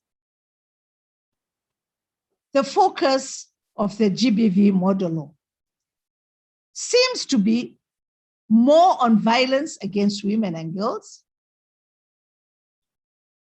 But we've pointed out that the GBV model law also has a gender-based approach. It applies and is of relevance to violence against men and women, boys and girls. We've advised and pointed out the provisions in the model law, which reads the model law very broadly to apply to all forms and components of GBV, to the extent of the UN and SADC definitions, to all victims and perpetrators of GBV, be it non-gender binary people, heterosexual, lesbian, bisexual, homosexual, transgender, or people within same-sex relationships or sex workers. Some of our member states had problems with this, pointing to customs, values, cultures, and their constitutions. We emphasized that in general, regardless of orientation and occupation, women and girls are more vulnerable to and experience more sexual violence, more severe physical violence, more abuse, and more control, largely from males.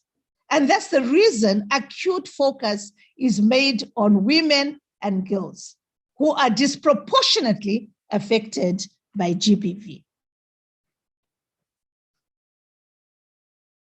We also pointed out that the underlying logic of the subject areas of the GBV model law bear in mind the various categories of users of the GBV model law, who will be responsible in member states for developing, drafting, approving, enacting, and implementing the GBV model law, or who have an interest in monitoring and evaluating the efficaciousness or impact of the GBV model law. So it's a very coherent law. It takes an all-government approach in dealing with GBV.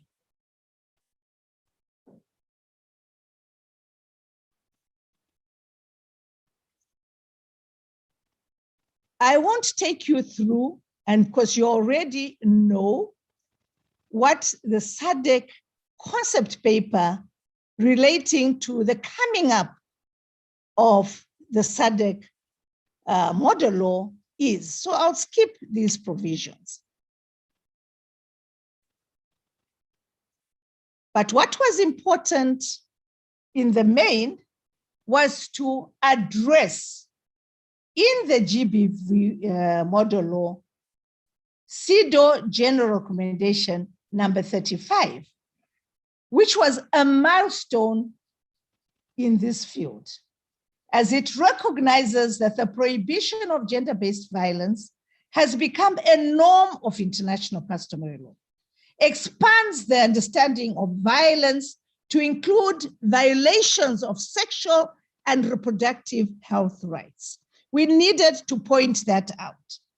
Stresses the need to change social norms and stereotypes that support violence in the context of a resurgence of narratives threatening the concept of gender equality in the name of culture, tradition, or religion. Clearly defines different levels of liability of the state for acts and omissions committed by its agents or those acting under its authority in the territory of the state or abroad, and for failing to act with due diligence to prevent violence at the hands of private individuals and companies, protect women and girls from it, and ensure access to remedies for survivors. Unequivocally calls for the repeal of all laws and policies that directly and indirectly excuse, condone, and facilitate violence, and emphasizes the need for approaches that promote and respect women's autonomy and decision-making in all spheres of life. So we pointed out that it was important that General Recommendation number 35 be used as a tool for accelerating the implementation of regional and international member states' obligations to eliminating gender-based violence against women, especially by incorporating the above recommendations into national policies dealing with gender-based violence. In brief, the Gender-Based Violence Act law creates a robust, inclusive, and uniform legislative framework relating to GBV.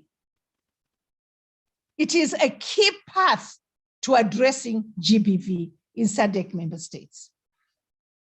The model law gives guidance to national legislatures on how to give effect to national policies, enact national laws, and hold national executives accountable in the implementation of strategic plans that aim at addressing GBV.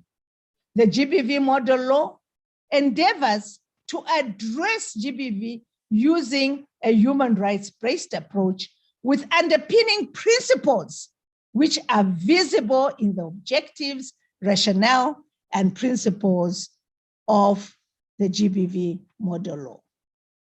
I'm going to stop there now because I think time is not with us.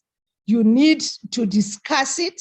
And most of these issues you'll find in the model law, which I've taken that you've all read the model law.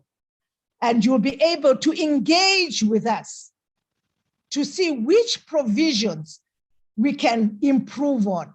We need your value additions in relation to the actual provisions of the model law. I just took time in bringing you up to speed on the development of the model law, what we took into account, and what we advised member states in relation to its enactment. Thank you very much. Thank you, Mrs. Jala, for that presentation. Quite a packed presentation there.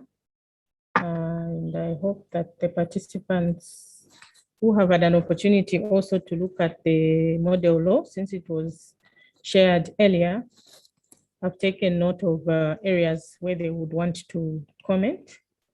And now it's that time when their comments can now be received.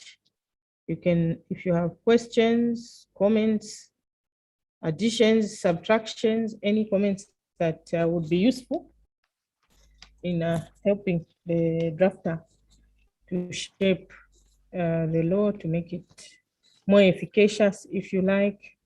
It's now time for those comments to be received. We'll be grateful. We're trying to monitor the participants on the screen, so we see you could indicate and raise your hand on the screen so that we see you. If anyone has anything to say right now.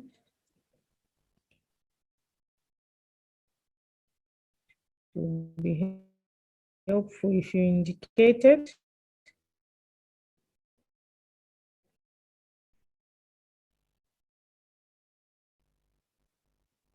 Aubrey ayenda.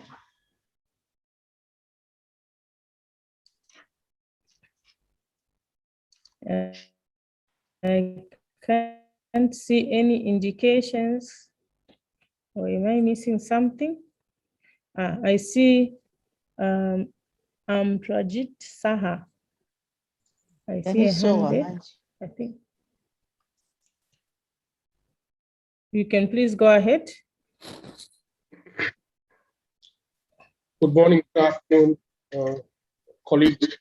I hope. Am I? You are cutting. We can hear you, but you are cutting. I am not sure about the connection, maybe.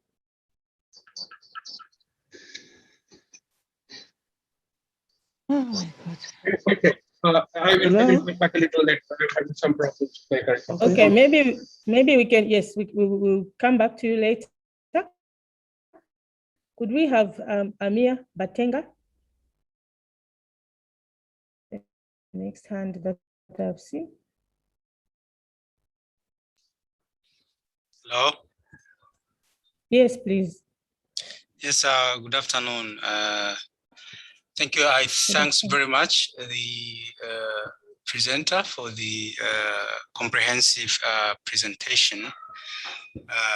It's really quite extensive, and I see it has addressed a lot of issues that we are struggling with in our countries regarding the GBV laws.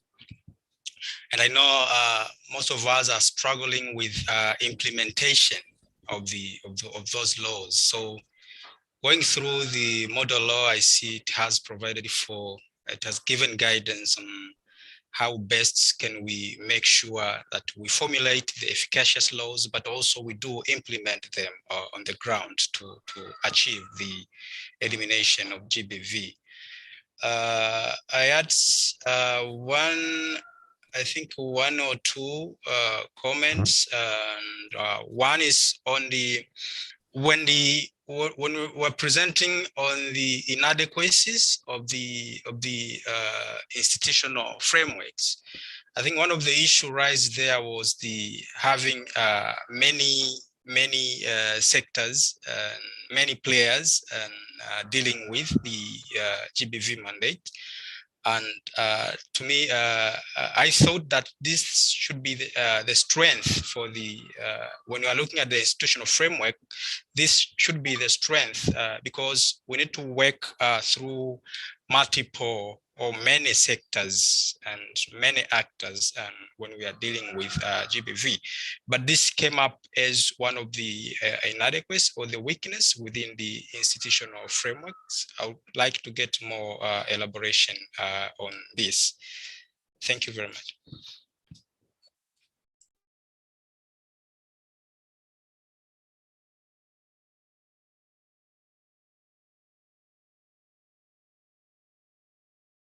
This one is done with the presentation.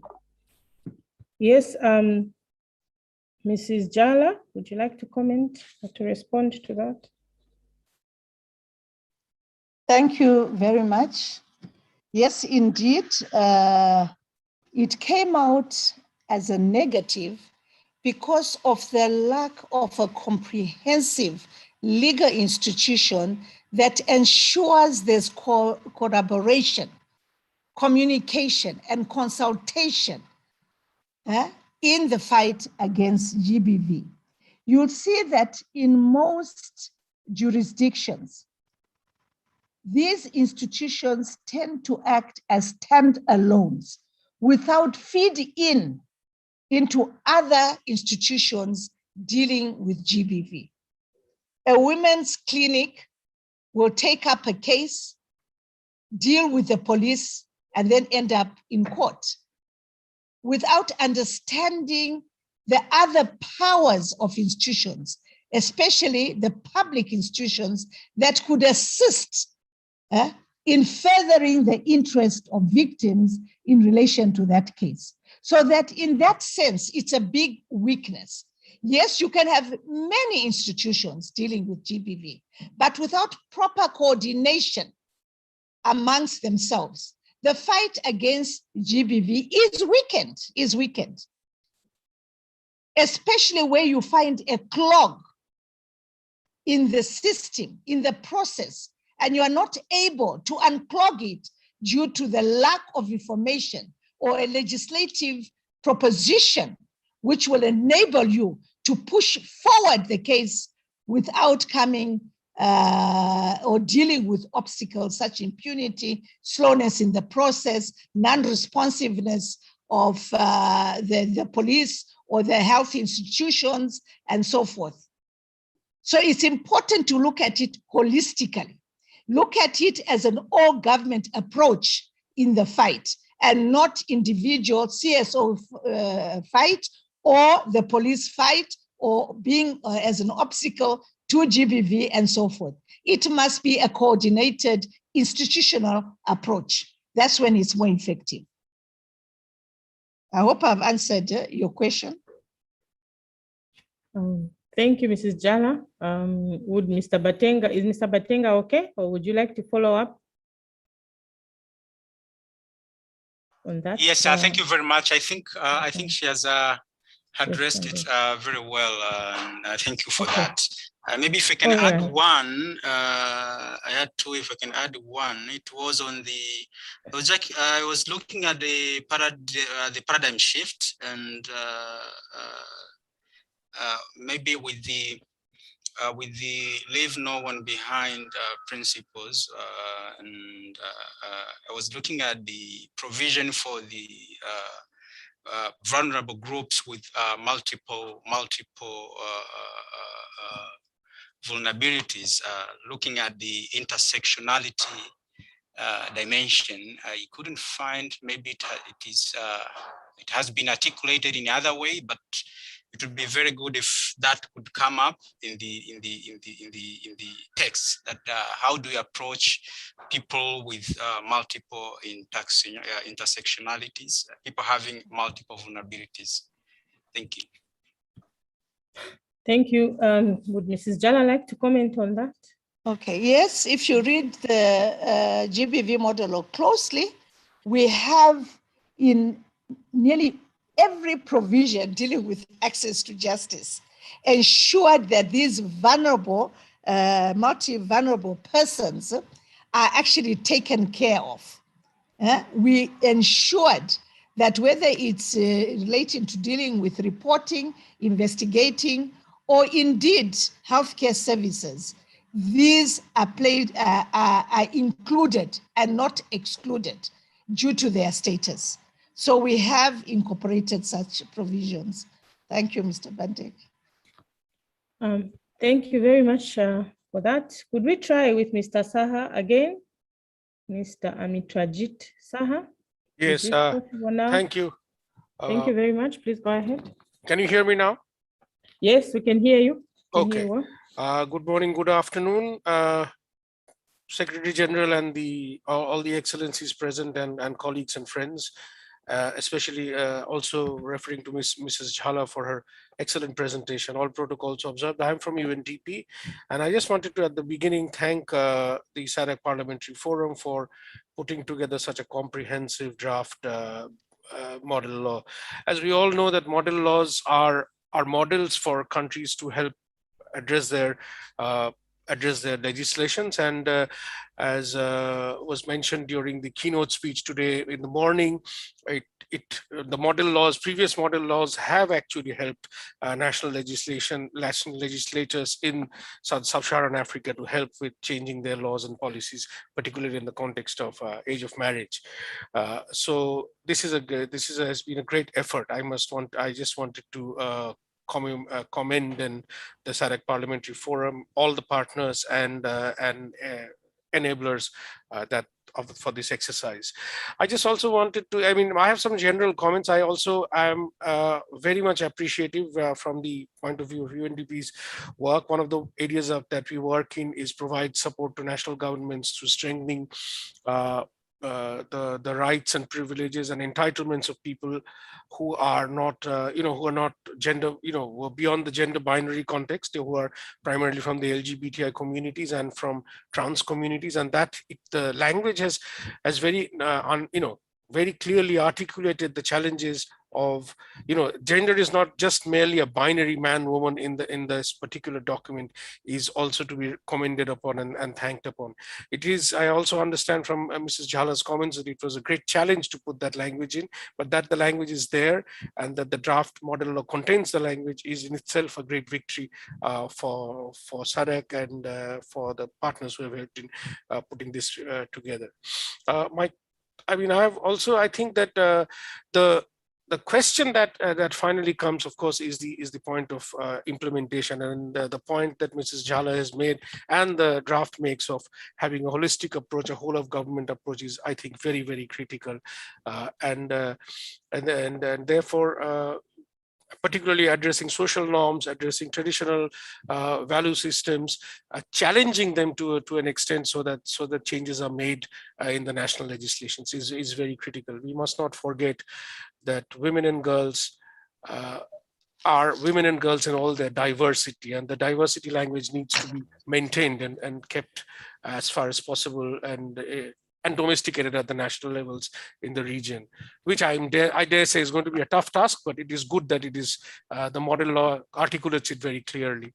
I also wanted to find out really when the consultations were happening, where the consultations happened with LGBTI communities, communities of young women, young trans women, or young lesbian women as well, when the consultations for this model law is happening, because this language has been so nicely put. So I was just wondering whether we could understand, if not, what else went into their engagement.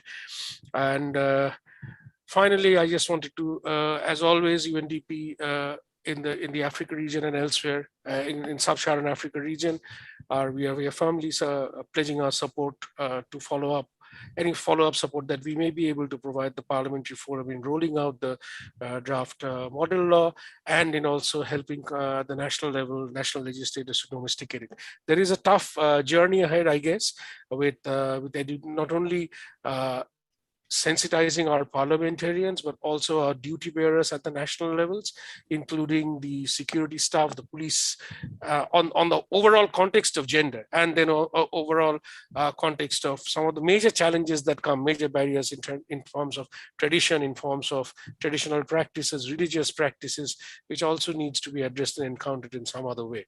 But nevertheless, it has been a very exciting journey, and I wanted to thank everyone. And while we look at it more closely, definitely there will be situations where we will be able to raise certain other flag certain issues, but overall, congratulations and pledging our support going forward. Thank you. Thank you very much. Mrs. Jhala, would you like to comment on that and to respond? Thank you very much. Just to thank Mr. Salah for the wonderful comments and praises to the GBV model law. We are trying our best to ensure that we've enhanced it better with all the comments coming in or to come in from our various stakeholders. On the consultations with the LGBTQ, maybe SG can enlighten us more on that. Yes, sir. SG?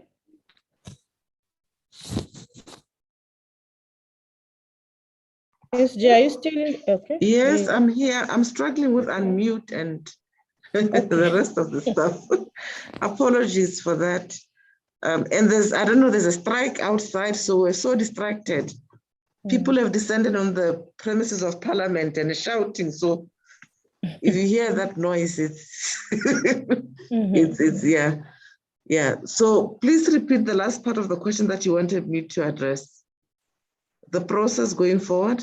They're seeking a comment on what consultations have been undertaken with the LGBTIQ community regarding the model law, and if there haven't been any, what has gone into this model law, because the language seems to be correct, so to speak. Okay. Thank you very much, colleagues, for that. As you know, let me just say that we come a long way as a SADC Parliamentary Forum with resolutions that are sensitive to key populations. We've been implementing for the past, since 2007, we've been implementing a project funded by Sweden, which looks at the issue of sexual reproductive health and rights and governance. And therefore, our resolutions empower us to be able to use evidence to infuse into most of the instruments that are done at the regional level, without usurping the powers of sovereign countries that are members to the SADC-PF. And we continue to use diplomacy and persuasion to be able to allow countries to adapt at the right pace as and when they are ready to do so. We've also done, minimum standards for key populations with UNDP, UNFPA, and this has also been part of how we build a culture of respect for human rights at the SADC Parliamentary Forum. That is why you find that we are inclusive in our approaches, and the principle of no one should be left behind dictates at the end of the day. We have not had consultations with key populations deliberately per se. We have sent out an open invitation to all the partners of the technical working group. ARASA was the only organization that actually assisted us to bring in the diversity of civil society and partners that are out there. And we did have input on some of these issues, some of which is still under consideration. There was a request to actually go a little bit broader in infusing in the articles the realization of making sure that we don't leave key populations behind, especially the LGBTQ.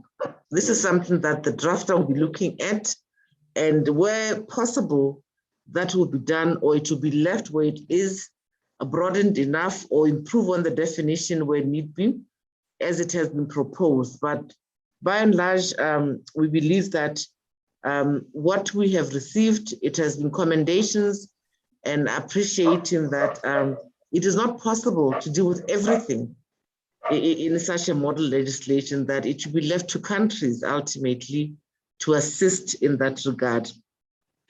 So should you still, well, we're closing our consultations in October. However, should you feel you work with communities that require us to share the model law with, we are willing to do so. And if we can only do it latest, we're closing out the first week of November. The legal drafter will be busy now sitting to be able to integrate comments.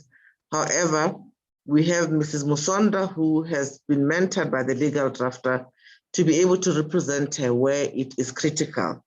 I would leave it at that and hope that I've been able to respond to the query positively. And I must apologize to UNDP.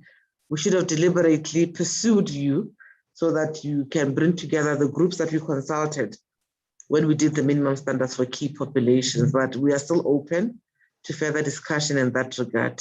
Thank you. It is very noisy. I hope I'm distracted. Thank you, SG. We can hear you, I think, quite well. We'll go to Mr. Nicholas Etiang, and then we'll have Mr. Davis Chitundu before we go back to Mr. Amir Batenga. Earlier, we had Chisomo Chaweza, but I think they've taken down their hand. So let's have Mr. Etiang, then Mr. Chitundu, and then Mr. Batenga. If we can be a bit quick, I'm just trying to keep a tab on the time. Thank you. Thank you very much, Madam Moderator, and thank you, Eva, for the very insightful presentation on this model law, and thank you, SADC-PF, for taking this bold step. I've had a scan through the law. I must commend the draftsperson. This was a job well done. There's a lot of positives given the context of Africa, especially the Southern Africa region. I come from African Population and Health Research Center, APHRC, based in Nairobi. And we do a bit of work on the southern part of Africa and also East Africa and West Africa. I think you are leading the pack by developing this kind of law towards ending violence against men, women, and girls and children. I have 3 or so areas that I just want to point out. Number one is there is no mention on reparation as a mechanism for justice. At the preamble, there is reference to the Maputo Protocol, which has a provision for reparation on or for victims of SGBV. Specifically, Maputo Protocol references that to women. In the preamble, you attempt to do that, but then in the provisions of the law itself, that is completely absent unless I missed it somewhere. Bearing in mind that really victims of such offenses go through a lot of agony. Sometimes they have to expend to seek medical services. I know the justice system focuses on punishing the offender, but then leaves out restituting the victim. So if you may consider that, just make a comment unless I missed out something. And then again, in your presentation, you talked about this law focusing on women and children, and you were attempting to justify that they are the majority of the victims. If you look at the provisions, they're actually speaking to that. They're very much leaning towards women and children. We are talking about leaving no one behind overall. So we really need to include the men. For example, just a declaration of right. If you look at, say, Article 19, which speaks to the right to health, it goes straight to just declaring right of health for women and children. I thought declaration of rights should include everyone, and then specific services can then be tailored for the differences or the variations we have in society. And then thirdly, we also need to be cognizant of the fact that there is a lot of violence that is being driven by technology. The law does not address that element. Technology facilitated gender-based violence. Probably you'll need to have a look at it also. And then finally, probably we are coming into the process late. It will be our pleasure to receive the findings of the study that you undertook to assess the status of the legal environment or the legal landscape among member states, to just enable us get that background. I'm speaking on behalf of the African Population and Health Research Team. We may benefit from that as we get into the way forward and engaging at national level. We need to have a good understanding of what is obtaining at national level. Otherwise, I wish to thank you very much. This is a good law. Thank you very much. Thank you very much. Before we get to Mrs. Jala, maybe we hear from Sach Tundu quickly. Okay, thank you very much for this very comprehensive presentation. My second question is actually, first question is overtaken by events. What I just wanted to find out was, when you look at the definitions of GBV, the UN and SADC, SADC adds especially the aspect of the economic deprivation. And when we look at this, it appears as if there is a lot of focus on the criminal approach where you punish the offender, but there are also civil implications whose objective is to compensate the victim which is very similar to what the colleague talked about in terms of how do you award the victim, apart from just putting them maybe behind bars. So the combination of the civil and criminal elements of the definition. The other one, I just wanted to say, it's good that you did raise the issue of religion and this impact on social norms, as it were. As you know, one of the definitions of law is sociological in nature. It reflects the way of life for the people, be it spiritual or cultural, and just how these, contradict each other, those which are repugnant to the rules of natural justice and how they can come in seems to be quite a very big and serious challenge. Thank you very much for the presentation. Thank you. Mrs. Jala, would you like to respond? Yes.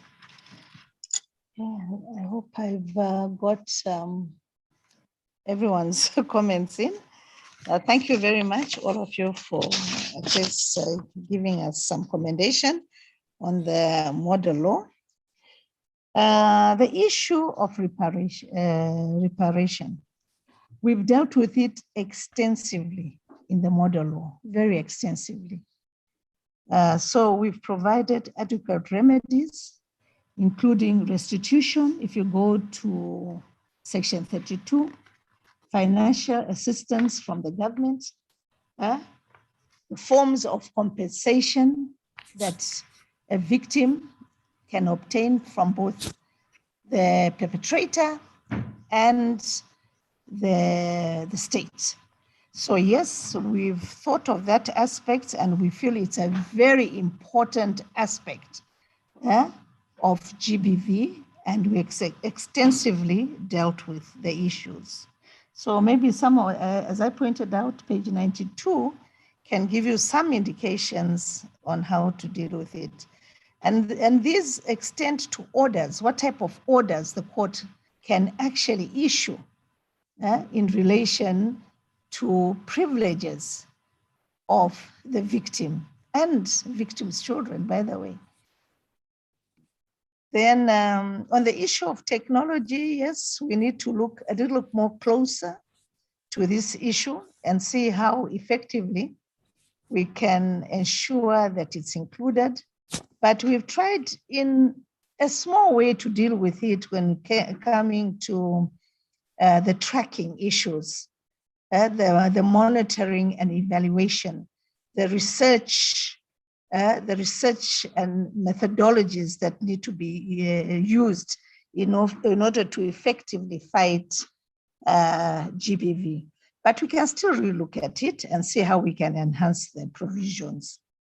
And then another issue on human rights, the way we've dealt with human rights. Yes, but if you look at the general human rights, it is the general rights of everyone, men, boys, and girls. But we've provided and included therein special provisions relating to women and girls and the adolescents because of the very nature of GBV. The very nature of GBV, the vulnerability of these groups. We've also dealt very much in the law with other vulnerable groups and provided for them in the policy directions of every government, every member state. What policy direction should they take in relation to these groups? With a firm policy, then legislation is much easier. We've also ensured that there's adequate cross-referencing to appropriate legislation dealing with these vulnerable groups, whether it's traffic, in terms of trafficking, refugee, asylum seekers, and so forth. So it may look on the face of it that it deals more with women, but reading it closer, you'll find that it's of general application and general focus. So I hope I've answered that. the issue of the sociology of the law, I entirely agree. I entirely agree with that. Law has a lot of aspects in relation to this. So we have ensured that the definitions, we've looked at both definitions and we have simplified them for understanding, but we have done something further. We have created without doubt clauses for avoidance of doubt. The word victim, the word GBV shall include the following. And if you look at what we've stated in those clauses, we've ensured that we have tackled every component and aspect of GBV possible. And if we have left out anything, then I would love to be guided on it.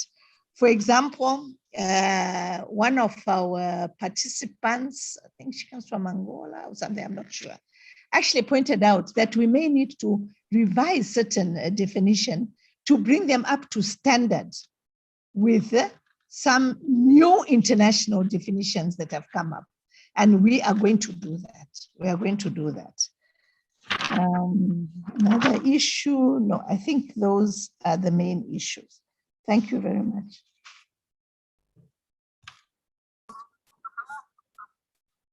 Thank you, Mrs. Jala. I see Secretary General. Would you like to intervene at this point, SG? Thank you very much, Madam. Just to indicate that following the comment from APHRC, I would like to welcome the proposal that they've put forward, because we work very closely with them to help us just look at this issue of the GBV model law as they have proposed and see how they can add value for us to providing evidence for policymaking process and knowledge translation and evidence uptake. I believe the issue of GBV is one such that would benefit from such an exercise, and would like to encourage you to assist us also in unearthing the sociological linkages to law and GBV in this respect. Thank you very much, Madam Chair. Thank you. I see Mr. Chitundu again. I don't know if this is the old hand or it's a new one. Mr. Davis Chitundu. Very old hand. Okay. Any further contributions? Any further contributions, questions, additions, subtractions maybe? I see none. I'm looking through. I don't want to miss anybody. Please just indicate if I've missed you. I see none and I hear none. So maybe at this point we could go into close. Also looking at the time, we're almost heading towards lunchtime. But before we close, we'll request. We're going to have a closing remarks from Dr. Bennett Nyana Bangi, Regional Director of UNFPA East and Southern Africa Regional Office. Unfortunately, we've been advised that Dr. Nyana Bangi was not able to attend the meeting. And so he has favored us with a recorded message. So I will request our ICT technical team to please play the recording for us as the closing message from Dr. Nyana Bangi.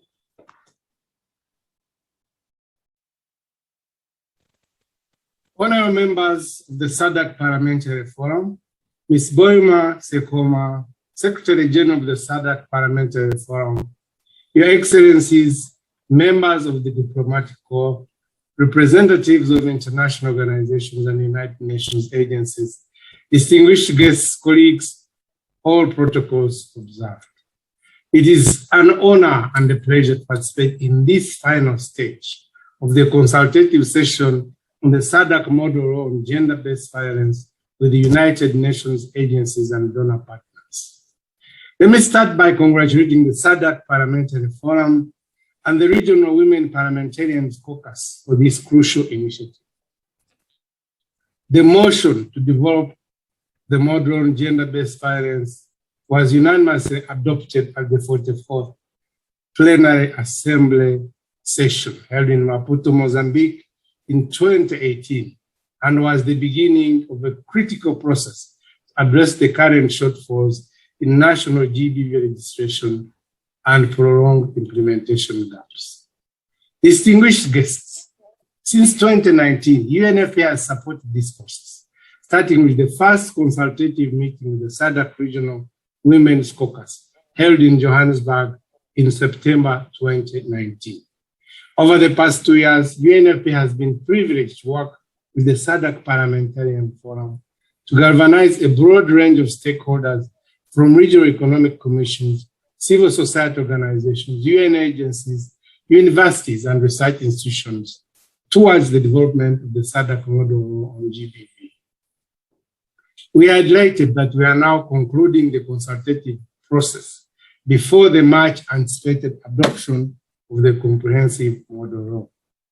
As you know, achieving zero gender-based violence and harmful practice is a key priority for UNFPA globally and in the East and Southern region. Gender-based violence is a persistent threat to peace, security, and socio-economic development in the region, where a third of women have experienced physical and or sexual intimate partner violence in their lifetime.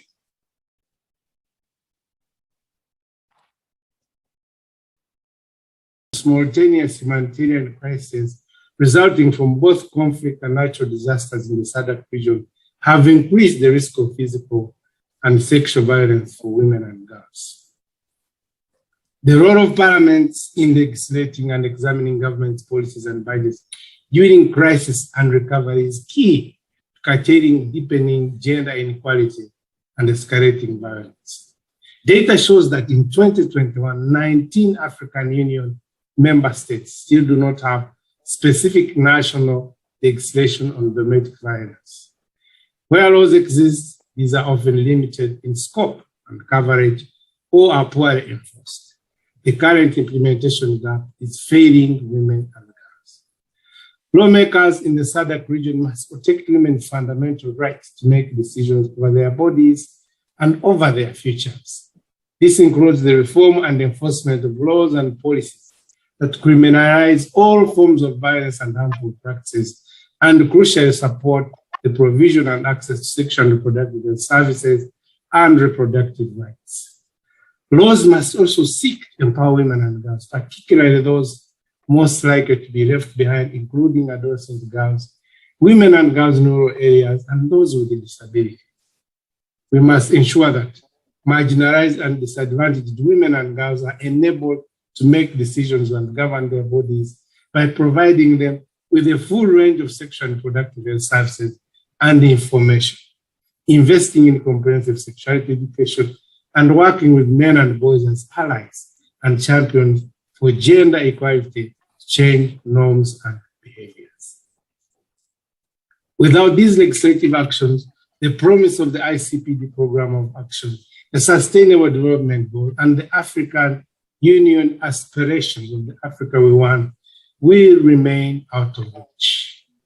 Excellencies, distinguished guests, colleagues, we see the SADC model on GBV as a critical tool to ending all forms of gender-based violence and harmful practice by 2030.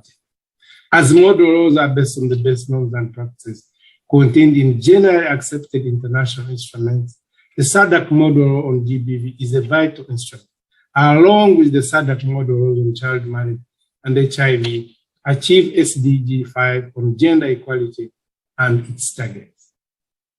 As we have seen with the SADC model on child marriage, model laws also act as catalysts for the domestication of treaties and covenants, as they contain similar norms and are further adopted to the Southern African context.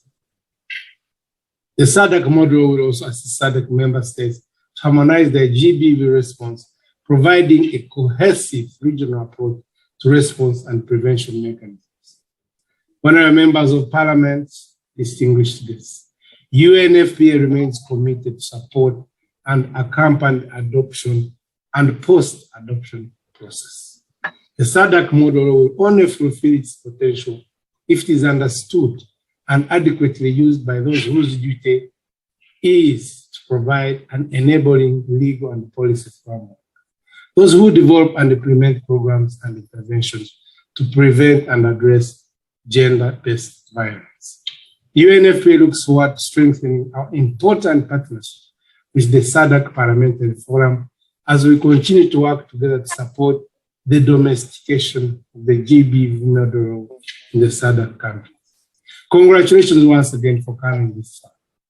In this decade of action to deliver the SDGs, it is such actions that are building toward the full realization of the rights and the choices of women and girls every day and in every way.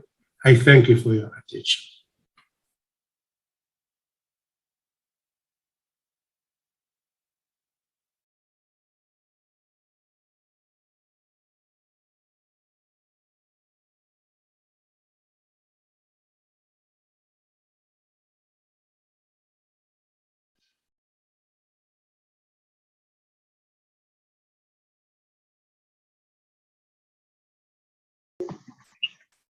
Dear colleagues, thank you very much for your attendance. We appreciate your attendance and sparing time for us to share with you as part of the work that is ongoing on the GBV model law.